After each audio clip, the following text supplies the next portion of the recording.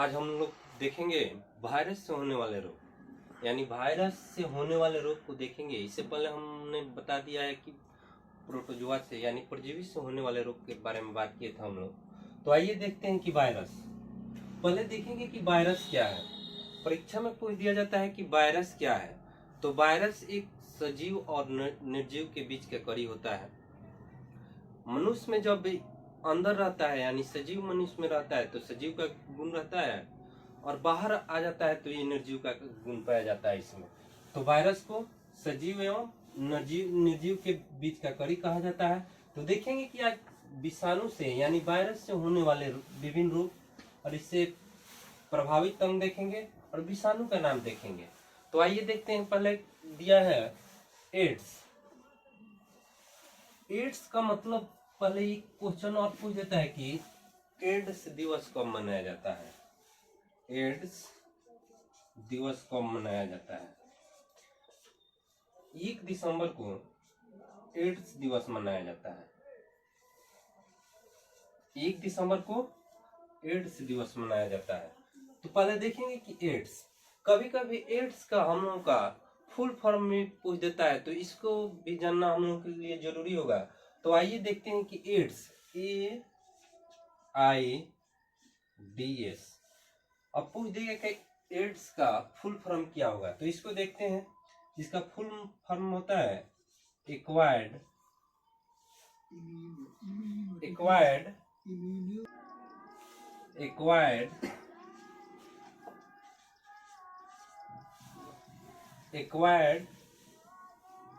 Immuno deficiency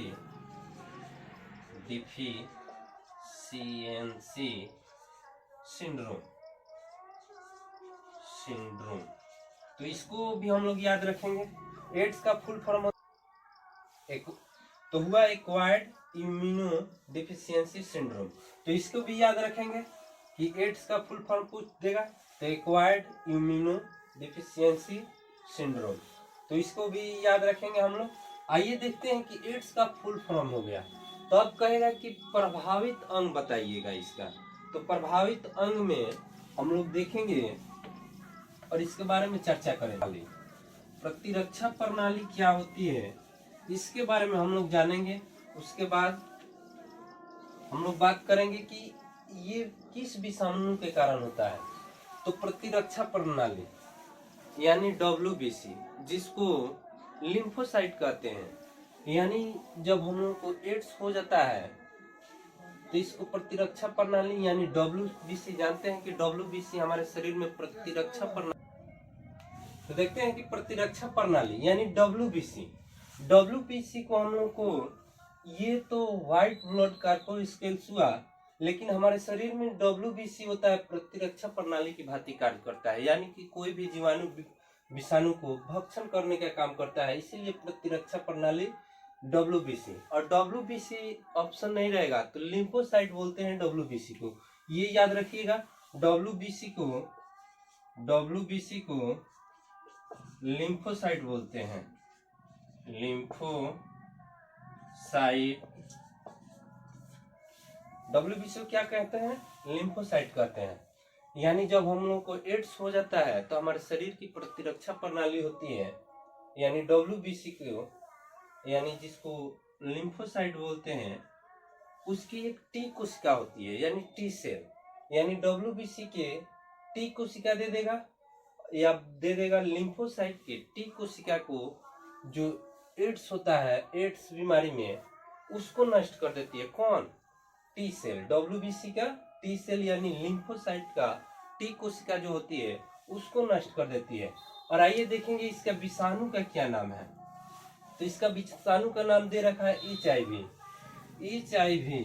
सबसे पहले इसको देखेंगे, इसका फुल फॉर्म भी हम लोगों को पूछ देता है कि HIV का फुल फॉर्म क्या होता है। पहले तो क्वेश्चन पूछेगा कि एड्स के विषाणु का क्या नाम है, तो इसके विषाणु का नाम हुआ HIV। तो पूछ देगा HIV का फुल फॉर्म क्या होता है। तो HIV का फुल फॉर्म हम लोग को,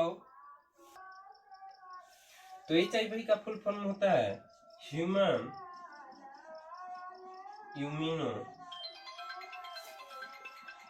ह्यूमन इम्यूनो वायरस, यानी HIV का फुल फॉर्म क्या हुआ? Human immuno virus. इसको याद रखेंगे, वेरी वेरी इंपॉर्टेंट होता है ह्यूमन इम्यूनो वायरस। तो इसके हम लोग ने देखा कि एड्स का फुल फॉर्म क्या होता है, ये किसको प्रभावित करता है। उसके बाद देखा कि विषाणु का नाम क्या है। और यहाँ पे एक और क्वेश्चन पूछता है हम लोगों का कि HIV के जांच के लिए किसका प्रयोग किया जाता है, किस टेस्ट का प्रयोग किया जाता है HIV के जांच में। मान लीजिए हम लोग को HIV का जांच कराना होगा तो किससे जांच कराएंगे? इसका नाम होता है एलिसा। तो एलिसा को देखेंगे पहले हम लोग, और एलिसा जान गए कि HIV की जांच में महत्वपूर्ण होता है। उसके बाद हम लोग से पूछ देता है कि एलिसा का फुल फॉर्म क्या होता है। तो एलिसा का फुल फॉर्म हम देखेंगे, एलिसा जांच। एड्स के लिए कौन सी जांच की जाती है? एलिसा जांच। तो एलिसा का फुल फॉर्म होता है एंजाइम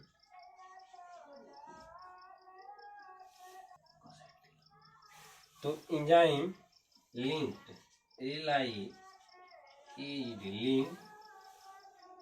इम्यूनो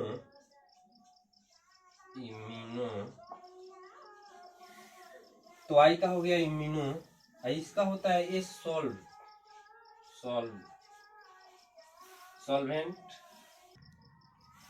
तो हम लोगों का हुआ एलिसा का full form enzyme linked immuno solvent is. इसको भी याद रखेंगे हम लोग। तो हम लोग देखें एक बार कि एड्स का फुल फॉर्म देखें, WBC यानी लिम्फोसाइट के टी कोशिका को नष्ट करता है एड्स बीमारी, और इसका फुल फॉर्म होता है HIV का, वो भी देखें। और इस एड्स की जांच के लिए किसका प्रयोग किया जाता है इसको भी देखें। यानी याद रखिएगा 3 बात महत्वपूर्ण होता है, एड्स का फुल फॉर्म, HIV का फुल फॉर्म और एलिसा का फुल फॉर्म। विभिन्न प्रतियोगी परीक्षाओं में हम लोग से पूछा जाता है। तो देखेंगे अब इन्फ्लुएंजा। तो इसको याद करने के लिए जब एड्स हम लोग जानते हैं तो एड्स से 3 और इसमें का बीमारी हम लोग याद कर लेंगे और देखेंगे। एड्स तो हम लोग को बताना जानते हैं हम लोग कि एड्स कैसे फैलता है, इसके बारे में जानते हैं हम लोग कि गलत यौन संबंध के कारण होता है। और कोई व्यक्ति पॉजिटिव है और उसका सुई उस पर प्रयोग किया गया हो और उससे हम सुई ले लेते हैं तो हमारे शरीर में भी ये HIV विषाणु हमारे शरीर में पहुंच जाता है। तो आइए देखते हैं इन्फ्लुएंजा। तो एड्स से हम लोग को याद है, देखिएगा एड्स हो गया विषाणु से, तो ये हो गया आई हो गया, तो याद रखेंगे कि आई हुआ तो इन्फ्लुएंजा हुआ, डी हुआ तो डेंगू जुआर हुआ। यानी एड्स याद रखते हैं हम लोग तो तीनों याद हो जाता है कि इन्फ्लुएंजा और डेंगू जुआर और एड्स जानते हैं हम लोग। अगर तो एड्स से देखे एड्स ही याद होगा, तो आई से इन्फ्लुएंजा, डी से डेंगू जुआर। तो देखेंगे कि इन्फ्लुएंजा के बारे में हम लोग चर्चा करेंगे। तो इन्फ्लुएंजा बीमारी जो होता है तो विषाणु से होता है हम लोग जानते हैं, लेकिन इन्फ्लुएंजा जो है बीमारी ये एक संक्रामक रोग है। तो संक्रामक रोग है तो इससे कभी कभी हम लोग क्या होता है, संक्रामक रोग से पूरा टोला से टोला साफ होने लगता है, पूरा टोला में भी हो सकता है पूरा ये, यानी कि हम लोग कह सकते हैं इससे महामारी भी हो सकता है। यानी कि जब संक्रामक रोग हुआ तो इससे महामारी भी हो जाता है, यानी गांव के गांव और टोला का टोला भी साफ हो सकता है। तो देखेंगे इसके प्रभावित अंग, तो यानी पूरा शरीर हम लोगों का इन्फ्लुएंजा से क्या होता है, प्रभावित होता है। और ये ज्यादा याद नहीं रखना है, इसका याद रखेंगे विषाणु के नाम। तो मिक्सो वायरस के कारण इन्फ्लुएंजा होता है। तो इन्फ्लुएंजा के बारे में हम लोग जाने कि ये एक संक्रामक रोग है जो मिक्सो वायरस से होता है और पूरा शरीर हम लोगों का इससे प्रभावित होता है और ये महामारी का भी रूप धारण कर लेता है। अब देखेंगे एड्स से बताए थे कि इन्फ्लुएंजा हो गया, इसके बाद डेंगू ज्वर, यानी एड्स याद रखते हैं तो ये तीनों याद हो जाएगा। तो देखिए डेंगू ज्वर कह रहा है, तो डेंगू ज्वर के बारे में जानेंगे। डेंगू ज्वर को हड्डी तोड़ बुखार के नाम से जाना जाता है, यानी हड्डी तोड़ बुखार भी यहाँ पे दे देगा, हड्डी तोड़ बुखार। यानी कि डेंगू ज्वर को क्या कहते हैं, हड्डी तोड़ बुखार। तो देखेंगे इससे प्रभावित होने वाला अंग, तो संपूर्ण शरीर प्रभावित होता है, आंख भी प्रभावित होता है, और जोड़ मैंने बताया कि हड्डी तोड़ बुखार। जोड़ यानी जहां पे हड्डी का जोड़ रहता है वहां भी इसको प्रभावित करता है, इसलिए इसको हड्डी तोड़ बुखार भी कहते हैं। तो हो गया डेंगू ज्वर। अब देखिएगा हर्पीज।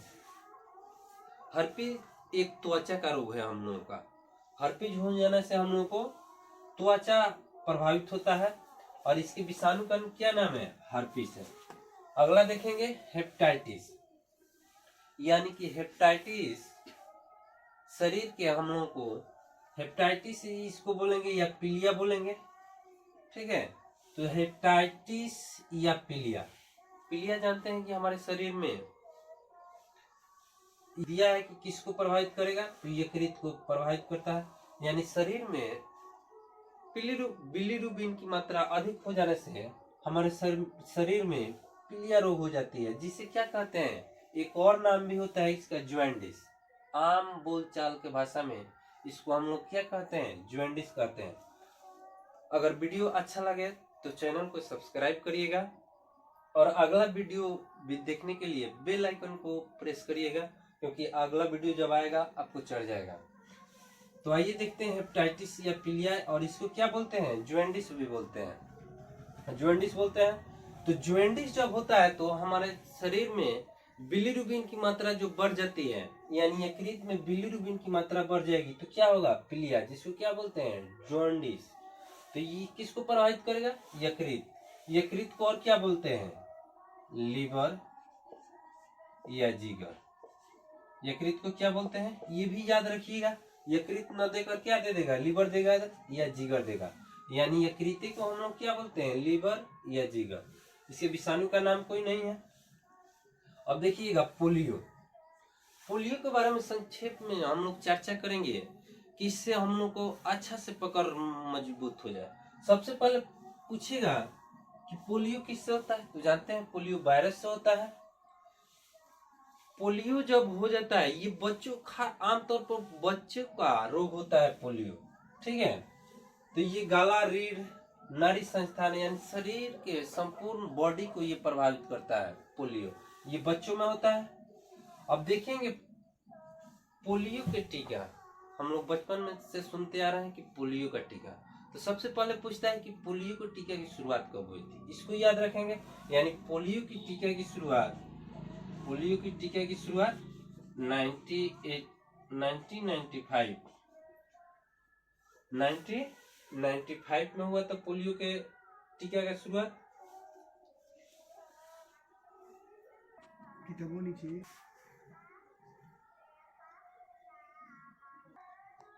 यानी हम लोग पोलियो के टीका 1995 ईस्वी में भारत में शुरुआत की गई।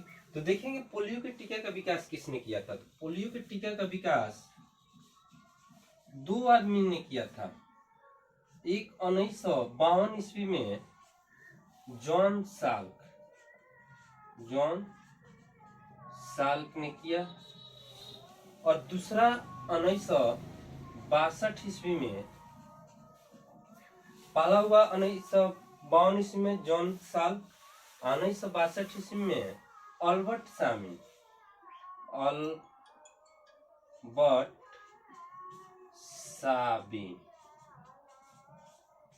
यानी 2 आदमी ने किया। एक किया 1952 ईस्वी में जॉन साल्क, 1962 में अल्बर्ट साबिन।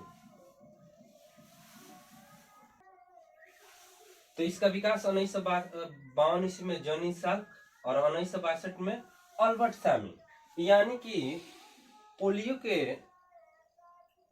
विषाणु के, यानी पोलियो विषाणु 3 प्रकार के होते हैं। जानते हैं कि पोलियो जो होता है, पोलियो विषाणु के कारण होता है। तो पोलियो विषाणु 3 प्रकार के होते हैं, टाइप 1, टाइप 2, टाइप 3। तो यहाँ से कभी कभी हम लोग को प्रश्न पूछ लिया जाता है कि सबसे अधिक किस टाइप के पोलियो विश्व में पाए जाते हैं। यानी जो पोलियो होता है टाइप 1, टाइप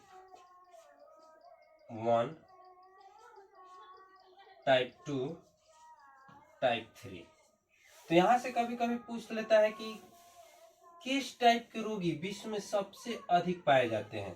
पोलियो के किस टाइप के रोगी सबसे अधिक पाए जाते हैं। यहां से देखेंगे कि पोलियो के 3 वायरस होते हैं, टाइप 1, टाइप 2, टाइप 3। तो पोलियो हो जाता है तो विश्व में सबसे अधिक किस टाइप के पोलियो होते हैं। तो देखेंगे टाइप 3 जो होता है सबसे अधिक विश्व में, सबसे अधिक विश्व में टाइप 3 से टाइप पोलियो होता है।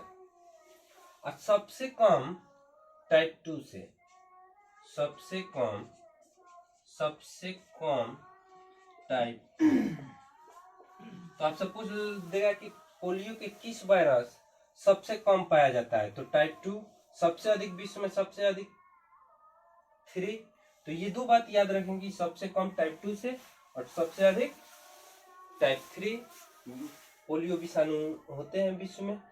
तो आइए अगला वीडियो देखेंगे विषाणु से और 3-4 आता है, जैसे मेनिंजाइटिस, हर्पिस, चेचक, छोटी माता। तो इसके तो ये बात सीखे हम लोग कि सबसे कम टाइप 2 और सबसे अधिक टाइप 3 आते हैं पोलियो के लिए। हम बता देते हैं कि एक और बात कि भारत पोलियो मुक्त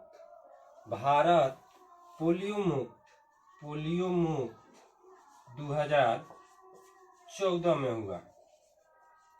ठीक है, ये याद रखिएगा कि भारत पोलियो मुक्त कब हुआ, तो 2014 में हुआ।